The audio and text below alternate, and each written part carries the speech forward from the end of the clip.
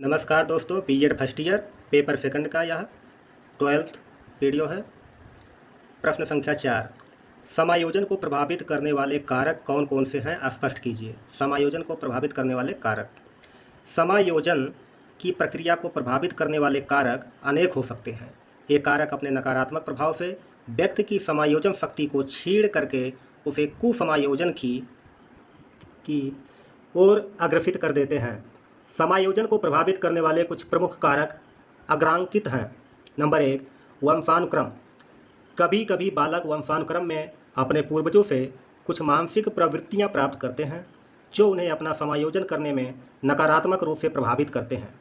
दोषपूर्ण वंशानुगत के कारण बालक में मानसिक दुर्बलता या स्नायु अस्थायित्व जैसे व्यथित गुण या स्नायु संबंधी रोग हो सकते हैं, जिसके कारण उसका समायोजन कठिन हो जाता है। नंबर 2, शारीरिक स्वास्थ्य। शारीरिक स्वास्थ्य का बालकों के समायोजन से घनिष्ठ संबंध होता है। अच्छे समायोजन के लिए प्रायः अच्छे शारीरिक स्वास्थ्य की भी जरूरत होता है। ठीक है। शारीरिक दृष्टि से अस्वस्थ रोगी या कमजोर व्यक्तियों में नई परिस्थितियों से समन्वित करने की क्षमता प्रायः कम होती है। नंबर 3, शारीरिक विसंगतियाँ। जन्मजात अथवा दुर्घटना के कारण आई विसंगतियाँ भी व्यक्ति के समायोजन में कठिनाइयाँ उत्पन्न करती हैं। शारीरिक दोष के कारण बालकों में प्रायः हीन भावनाएं पैदा हो जाती हैं तथा वे अपने साथियों के साथ समायोजन करने में कठिनाई का अनुभव करते हैं। नंबर 4, परिवार का वातावरण। बालक का विकास परिवार में होता है एवं यह बालक के विकास के प्रत्येक पक्ष को प्रभावित करता है।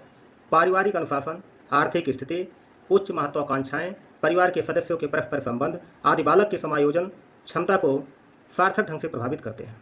अत्यधिक अनुशासन अथवा अनुशासनहीनता, आवश्यक भौतिक वस्तुओं का अभाव अथवा अत्यधिक संपन्नता, असंभावित महत्वाकांक्षाएं अथवा योग्यता को नकारना, परिवार में टूटते संबंध, कलह, भेदभावपूर्ण व्यवहार आदि के कारण बालकों में प्रायः कुसमायोजन हो जाता है। नंबर 5, समाज। सामाजिक प्राणी होने के कारण बालक के समायोजन पर समाज का प्रभाव पड़ना स्वाभाविक ही है। सामाजिक वातावरण अथवा सामाजिक संगठन के दोषपूर्ण होने पर बालकों की समायोजन क्षमता पर विपरीत प्रभाव पड़ता है। समाज के आंतरिक झगड़े, जातीय संघर्ष, धार्मिक उन्माद, राजनीतिक दांवपेंच, ऊंच नीच व अमीर गरीब की भावना, सामाजिक कुरीतियाँ, व्यक्तिगत स्वतंत्रता व सुरक्षा का अभाव जैसे बातें बालक में मानसिक तनाव उत्पन्न कर सकती हैं, जो उनके स्वस्थ समायोजन के लिए हानिकारक सिद्ध होता है। नंबर 6, विद्यालय। विद्यालय भी बालक के समायोजन को प्रभावित करता है।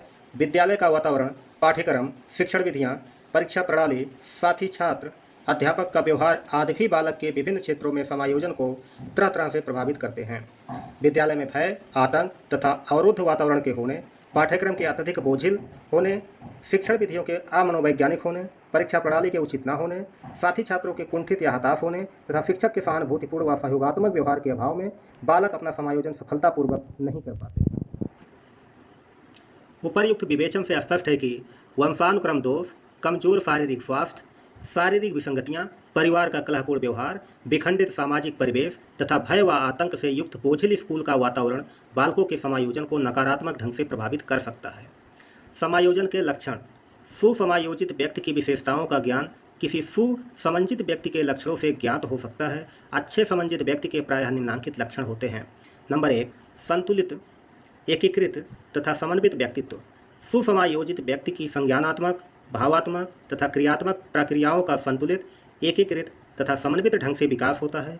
वे अपने जीवन के लक्ष्यों व उद्देश्यों की प्राथमिकता की दृष्टि से क्रमबद्ध ढंग से अपने व्यक्तित्व को विकसित करते हैं। नंबर 2, नियमित दिनचर्या। सुसमायोजित व्यक्ति प्रायः अपना जीवन नियमित जीवन के रूप में व्यतीत करते हैं। उनके रहन सहन, खान पान, सोने जागने तथा अन्य क्रियाकलापों आदि की कुछ निश्चित आदतें होती हैं जिन्हें वे स्वाभाविक ढंग से पूरा करते हैं एवं अच्छे ढंग से अपना समायोजन करने में सफल होते हैं। नंबर 3, समायोजन योग्यता। सुसमायोजित व्यक्तियों में अपने भौतिक सामाजिक वातावरण तथा संवेगात्मक परिस्थितियों के साथ शीघ्र समायोजन करने की योग्यता होती है। वह नए भौतिक परिवेश, अन्य व्यक्तियों के विचारों, परेशानियों व समस्याओं को भलीभांति समझकर उनके साथ उचित समायोजन कर लेते हैं। सहयोगी व्यक्तियों में रुचि रखना एवं अन्य व्यक्तियों के साथ उत्साहजनक संबंध बनाने की योग्यता मानसिक रूप से स्वस्थ व्यक्तियों की एक प्रमुख पहचान है। नंबर 4, संवेगात्मक परिपक्वता। सुसमायोजित व्यक्ति संवेगात्मक दृष्टि से परिपक्व होते हैं, अर्थात उनमें अपने संवेगों पर नियंत्रण रखने तथा उन्हें वांछनीय ढंग से व्यक्त करने की अत्यधिक क्षमता होती है। उनका व्यवहार क्रोध, भय, ईर्ष्या, प्रेम, घृणा आदि नकारात्मक संवेगों से अस्त व्यस्त नहीं होता है, वरन विपरीत परिस्थितियों में भी ऐसे व्यक्ति अपने सभी कार्यों को प्रसन्नता तथा लगन के साथ करते हैं। ऐसे व्यक्तियों में अति प्रतिक्रिया तथा अल्प प्रतिक्रिया की प्रवृत्ति भी प्रायः काफ़ी कम होती है। नंबर 5, आत्मविश्वास। सुसमायोजित व्यक्ति में आत्मविश्वास की भावना अधिक होती है। उन्हें यह विश्वास होता है कि वह विभिन्न कार्यों को उचित ढंग से सफलतापूर्वक कर सकते हैं। वे आत्महीनता व बड़प्पन की भावना तथा अहंकार भाव से मुक्त होते हैं। ऐसे व्यक्ति किए जाने वाले कार्य की सफलता के प्रति अनावश्यक रूप से संदिग्ध या उद्विग्न नहीं होते। सुसमायोजित व्यक्ति तनाव, भग्नाशा तथा द्वंद्वों से मुक्त रहते हैं। वे आशावादी दृष्टिकोण के होते हैं तथा अन्य व्यक्तियों पर विश्वास भी करते हैं। नंबर 6, सहनशीलता। सुसमायोजित व्यक्तियों में प्रायः सहनशीलता की भावना काफ़ी अधिक होती है। वे जीवन में कठिनाइयों के आने पर निराश नहीं होते हैं। वे विपरीत परिस्थितियों का सामना सहनशीलता से करते हैं।